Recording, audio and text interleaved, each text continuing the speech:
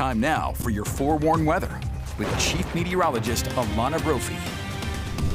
Hi, happy Thursday, first Thursday of 2024, and it started snowing in southern Utah of all places. Gorgeous shot from Kanab. I love to see the snow on the Red Rock.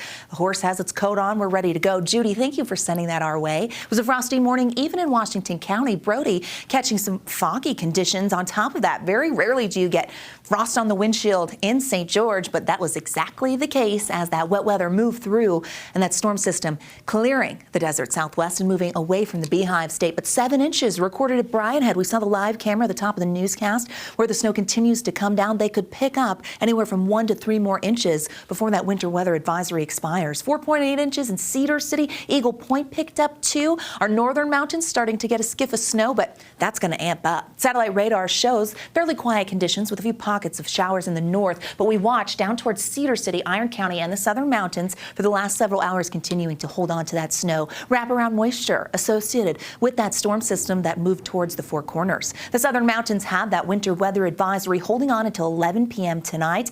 Up there in the mountains above 6,000 feet, we are seeing some blowing snow, and whiteout conditions were noted on the cameras at Bryan Head today. So that storm system moving through. They desperately need the moisture in southern Utah. Snowpack numbers were looking pretty grim.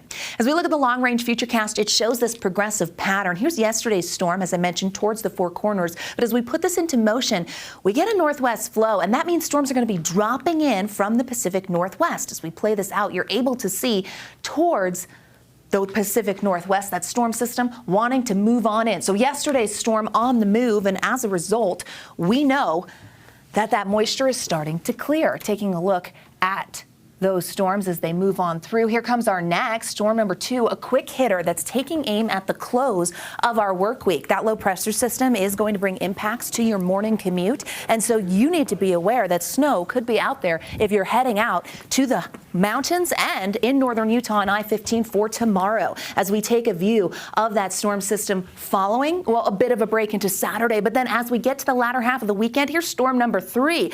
Okay, here we go, winter. We see you. We know you're here. We leave the door open with that northwest flow for an active pattern to continue, which it does as the storms set up by the middle of next week. So the potential for additional snowfall holds on, and those storms dropping in from the Gulf of Alaska, allowing to graze northern Utah and keeping active skies around. Temperatures out there right now in the 30s, just above freezing in Cache Valley, upper 30s in Vernal, upper 40s in St. George. Temperatures going to stay below average for the next 7 days for the Wasatch Front and well below average. Average is 38. We're going to be lucky if we get into the upper 20s some days. Our futurecast model shows us exactly what to expect with this Friday storm. A few showers lingering into tonight, but here we go. By 7 a.m., early morning commuters in Cache Valley to the Ogden Valley, forewarning you, those are the areas where you could see early morning snow and a wintry commute. We watch as that band of snow impacts I-80 by 7 a.m. So Tooele County, I'm looking at you. That extends further south into Salt Lake County. The lunch hour will pack a punch along the Wasatch Front and even into central Utah as far south as the I-70 corridor. Northwest flow will allow for showers to continue throughout the day tomorrow.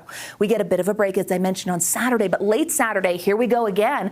And this storm has cold air in place. The Sunday snowfall looks substantial as of right now. We're going to watch it closely. Brand new winter weather advisories issued for the mountains, Wasatch Mountains, western Uintas, Wasatch Plateau, and the central mountains going into effect at 5 a.m. throughout the day. Here's a look at those valley totals. Northern valleys, a trace to 3 inches, a trace to 2 inches in central valleys, benches and mountain valleys doing a little better.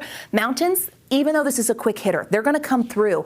4 to 10 for the northern mountains, 8 to 14 inches for the cottonwoods, 3 to 8 for the central mountains. So we need this moisture and we'll take it. You not putting out those travel impacts, expect road snow and really heavy road snow for the high country. Temperatures for tomorrow bringing in the 30s, 47 in St. George, 42 in Moab. Here's a look at the next 7 days here for Washington County. Scattered rain and cold enough air on Sunday for the potential of some snow in the desert. Doesn't happen often, but we could see it mixing in. Likely not sticking in Washington County, not cold enough in the upper atmosphere. Here's the Wasatch Front, and it is busy, which we all are. Here we go as we start January, but gosh, it packs a punch. Snow for your Friday, brief break Saturday, stronger storm system Sunday, and then the chance of snow holding on. So really the takeaway here, periods of snow expected for the next several days for different portions of the state. And it's like winter. Old man winter, I called and was like, where have you been? Where have you been? Yes. Bring it on, I say. That's what I say, We too. need it. Desperately. Alana, All thank right. you. Thank you. Time